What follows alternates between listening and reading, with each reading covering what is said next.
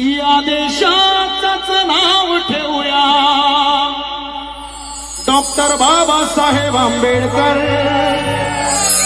Doctor Babasaheb Ambedkar. कौन करेगा ये सपना पूरा? गांधी मोदी नहीं। नामांतराला 16-17 वर्ष लागली। या देशाचं नाव बाबासाहेब आंबेडकर।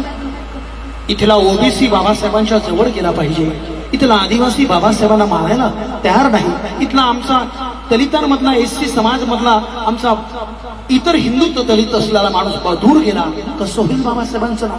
आम्ही बौद्ध माणसाला चिंता पडली, मोर्चे आंदोलन आम्हीच करायचे, आरक्षणासाठी आम्हीच भांडण करायचे, आम्ही आमचा नेता निवडायचा आणि तेही आमचे झगडे व्हायचे। कैसे होगा इस देश का नाम बाबासाहेब आंबेडकर? हो सकता है अगर बाबा साहब अम्बेडकर ने अभी हमारे बहन ने बोला था कि हमें एमएलए और विधायक और हमें आमदार खातर चाहिए, तो सुनो, बाबा साहब संसद से बाहर निकलते हैं और जैसे बाबा साहब अम्बेडकर संसद से बाहर निकलते हैं और बाबा साहब संसद से बाहर निकलने के बाद कृपलानी मिलते हैं और कृपलानी साहब बाबा साहब को कहते हैं, मिस्टर अम्बेडकर बहुत खुश लग रहे हो आप आज। बाबा साहेब म्हणतात, हाँ बहुत खुश हूं। क्या बात है भाई? तो बाबा साहब उत्तर देता, मिस्टर कृपलानी, पहले रानी के पेट से राजा का जन्म होता था, आज मैंने ऐसी व्यवस्था की, इस देश का कोई भी आदमी हो, टाटा बिरला बाटा जैसा श्रीमंत हो, अमीर हो या फिर गरीब मजूर हो, पहले रानी के पेट से राजा का जन्म होता था, लेकिन मैंने ऐसी व्यवस्था की कि एक वोट देकर कोई भी आदमी इस देश का राजा चुन सकता है, इसलिए मैं सबसे बड़ा आनंदित हूं, मैं खुश हूं। जय यशो। आणि मग बाबासाहेब आंबेडकरांना त्यांनी कृपलानीने दूसरा प्रश्न टाकला, मिस्टर आंबेडकर, ये आपकी खुशी ज्यादा दिन तक नहीं टिकने वाली। तो बाबा साहब ने पूछा, कैसे क्या? ये तुम्हारा समाज लाचार है, गरीब है, बिकाऊ है, हम लोग इन्हें पैसे देकर हमारी सत्ता को वैसे ही काबिज रखेंगे, हमारी सत्ता को बनाए रखेंगे।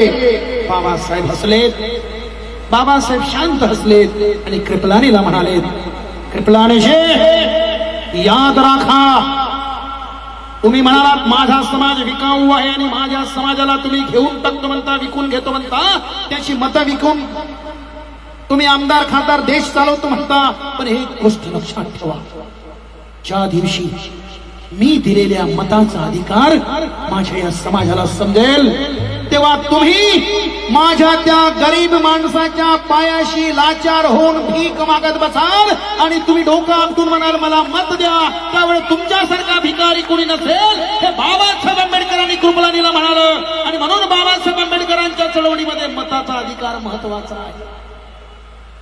ईवीएम का घोटाला, इधर बटन उधर कमल,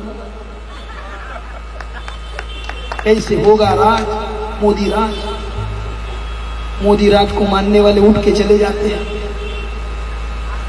गांधी जी को मानने वाले रोते हैं, लेकिन जब सच्चाई को अगर परखने की बात आती है तो मोदी साहब हमें ज्यादा नहीं चाहिए यार, आप देश के प्रधानमंत्री बने रहो, हमारे बाबा साहब के लोगों के ऊपर अन्याय अत्याचार मत करो। हम लोग बड़े सिंपल हैं, एक बार लेकिन क्रांति करने में अगर हम लोग आ गए, बेईमानी का अगर धंधा हमने छोड़ा, तो फिर मोदी साहब कल महाराष्ट्र का मुख्यमंत्री केवल बौद्ध होगा, ये हम तय करते हैं। और इसीलिए हमें इस देश को चलाने के लिए बाबा साहब के वोटिंग का महत्व याद रखना है।